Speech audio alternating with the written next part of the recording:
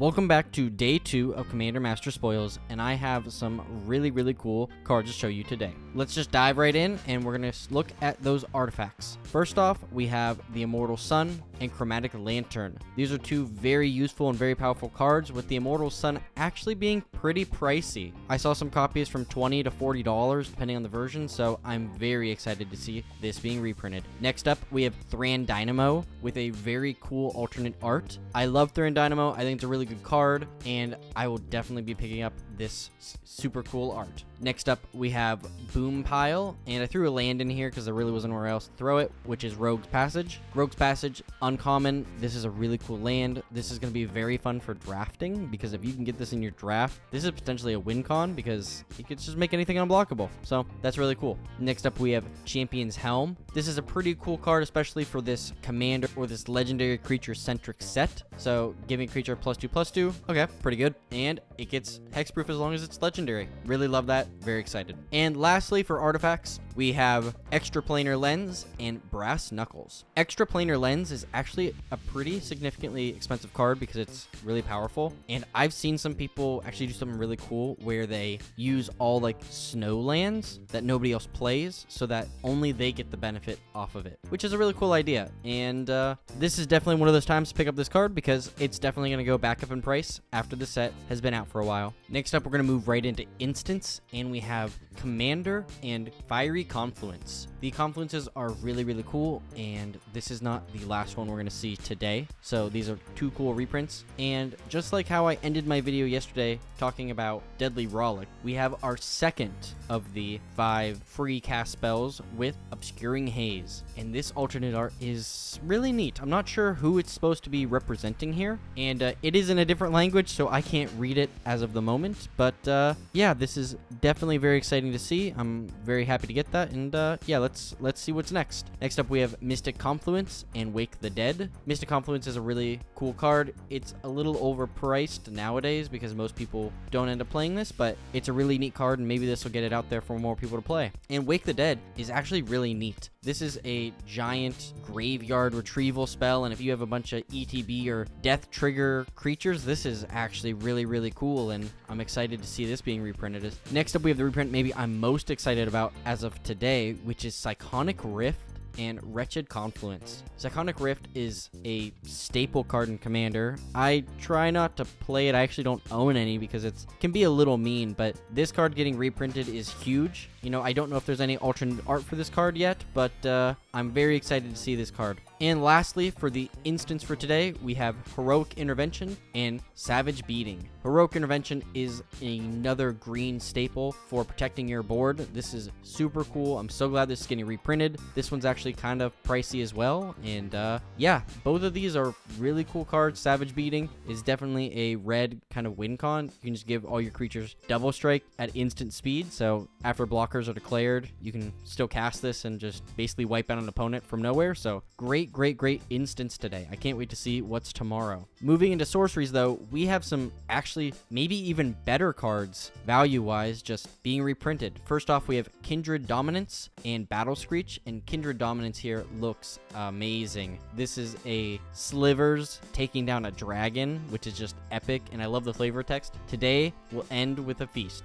Gloated the dragon, and what a feast it was. It's very clever, very flavorful. I love that. You know, we also have Battle Screech, which is just a great way to get some birds into play. Next up, we have Amanatu's Augury and Sky Shroud Claim, which is pretty great. And this next reprint I'm super excited about. We have Katar's Wrath, but I'm actually more excited for Finale of Devastation. This is another green win con here, where you can basically get Crater Hoof or whatever else you want out, and it just goes onto the board, and you can give everything, you know, +X and trample, and just completely overwhelm the board. This is such a cool card. This alternate art is amazing looking. Look at that. All those dinosaurs on it just bursting out of it. This is so cool. I was talking to my friend earlier about this, and he said, I need it, and that's the same way I feel. And to end the sorceries, we have Star of Extinction, which is just a huge kill spell in red, and to see this getting a reprint is actually really cool. I'm looking forward to maybe getting this card myself. All right, now let's jump into those regular creatures now. There's a huge legendary creature focus, obviously, since this is Commander Commander Masters, but I wanted to run through these regular creatures first. So we have Oron Frostfang and Elite Scale Guard. If you've never played Oron Frostfang, this is an incredibly powerful card for any deck, but especially token decks, because you can give all your creatures that are attacking Death Touch, which is super good for evasion. But whenever a creature you control deals combat damage to a player, draw a card. That's not one creature or one or more, that is whenever a creature. So you can draw so many cards off of this card. It's really good, it's kind of expensive, and this is going to help it go down, so I'm super hyped.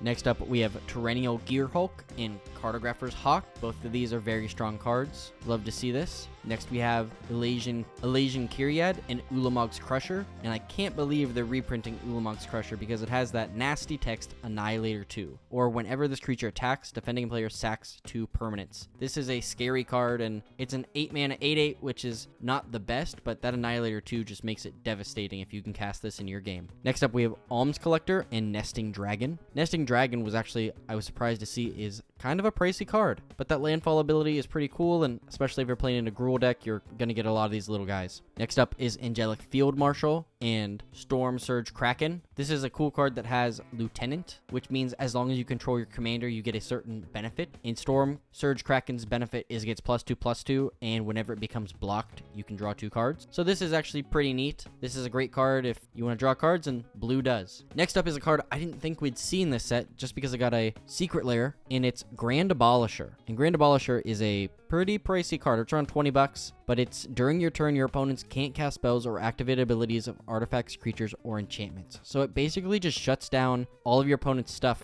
during your turn, meaning you're free to do whatever you want. And the alternate art of this card is pretty spooky. This is another one I'm going to have to pick up because it is just fantastic, and this reprint is going to mean it's going to be cheaper to pick up. Next up, we have Hellkite Charger and Sower of Discord, both really cool dragon and demons. If you play either of those decks, you might want to look into getting these. And our next card is Magus of the Wheel with a foil etched and a really, really cool alternate art. All of these Magus cards are really powerful, but Magus of the Wheel is kind of one of the ones I see the most because it's really beneficial. There's a lot of wheel decks in Commander, and this is just a staple you want to have in there. Our next two is Fairy Artisan and Blood Aspirant. Another 2 great cards to get. And then we have Wind Rider Wizard and Avatar of Slaughter. And if you've never played against Avatar of Slaughter, it's pretty scary. It doesn't have that goad, but all creatures have double strike and attack each combat if able, which is great, but this is an 8/8, so even if you're coming at it with double strike, it might get you first. And the last creature we have is Archfiend of Despair, which is a deadly demon that was very high in price the last time I checked on it, so this is well worth a reprint. I'm very excited, and I will be picking this up while it's so cheap. Before I launch into those legendary creatures, I just want to say, if you aren't subscribed, please do so. I'm going to be doing these videos every day for spoiler season, and in addition, I do Commander deck techs, set reviews, all this other stuff. So let's dive right back into those legendary creatures and see what cool cards they're giving us. Starting off, we have Heartless Hitsugu and Nekuzar the Mind Razor. Heartless Hitsugu is one of the really cool old cards I don't see a lot, because he has a really unique ability, which is you tap him and it deals damage to each player equal to half that player's life total rounded down. And this gets even better if you can give him lifelink, because he's dealing the damage. You're going to gain a ton of life while also knocking all of your opponent's lives down. Yours is going to go up. So this is a really, really cool card. Next up, we have Experimental Karj and Morphon the Boundless. Morphon the Boundless is a really cool, versatile 5-color commander. You don't have to build it 5 colors because it's colorless, but the cheapest one I see here is $25, making this a very, very good card to get reprinted. Our next 2 cards are Ghoul Caller Giza and Psy Master Thopterist, and I love both of these cards. Being able to make Thopters when you cast spells and creating zombies by sacking your creatures is just so much fun to do, and I'm very excited to see these. Next is Rishkar Pema Renegade and Pina Nomad Captain. I don't think either of these cards are necessarily super expensive, but it is good and they'll be fun to draft with. Next up, we have Ashling the Pilgrim and Godo Bandit Warlord. Both of these are super fun cards. And Godo Bandit Warlord is actually a card that goes infinite with Helm of the Host, which basically makes infinite attacking copies of this card. And if we end up getting this reprint as well, this could be a devastating combo if you're able to draft both of them. Next up, we have a couple blurry, I couldn't find any better pictures, but we have Neheb in the really cool alternate art we're getting for him. Neheb is a really cool card from Amonkhet. You can make a ton of mana and also basically wheel through your hand and get what you need to, so very, very fun. Next up, we have Ghalta, and we have Darksooth, Maw of Flames, which are both very big creatures, especially Ghalta, which gets cheaper for all the creatures you have. And whenever Darksooth's Maw of Flames attacks, it deals 4 damage to any target and 3 damage up to 2 other targets. So if you're going to play either of these cards, you're going to be in good shape. And lastly, for legendary creatures, we have Lorthos, the Tide Maker, which could definitely be a game ender in any limited game, because when you attack with him, you can pay 8. If you do, tap up to 8 target permanents. Those permanents don't untap during the controller's untap step. And the last 2 cards I want to mention is 2 commander playable planeswalkers we got that are getting reprints with Ob Nixilis and Daretti. I didn't think we were going to be getting planeswalkers, but it makes sense. When you draft this set, you're going to be drafting a 60 card commander deck, and you can play these as your commander. So I know some people who draw these are going to be very excited to see that. And that is it for today, the end of day 2. I am super excited to see what we get tomorrow. We already got so many amazing reprints. I can't believe we're getting Finale of Devastation. I can't believe they're reprinting Cyclonic Rift. There's just so many good cards that we're getting, and the value of these boxes might increase, but as of right now, they're staying pretty steady, and that's up for you to decide whether you're going to pick one up or not. But thank you so much for watching. If you aren't subscribed, please do so. It would really, really help me out. You know, these daily videos are a lot of work, and I see people are enjoying them, so I'm really happy to do them. If there are cards you're really hoping to see still, or maybe there's a card that did get reprinted that you were hoping was, you know, please leave in the comments below. I'd love to hear about it. And if you like this video and you want to help me spread it, please leave a like. That would be very, very helpful. And that's it. So our Scryfall card of the day, Gangrenous Goliath, and it says, Cabal clerics don't heal the sick, they heal the dead. Thank you so much for watching, and as always, I'll see you later, Planeswalkers.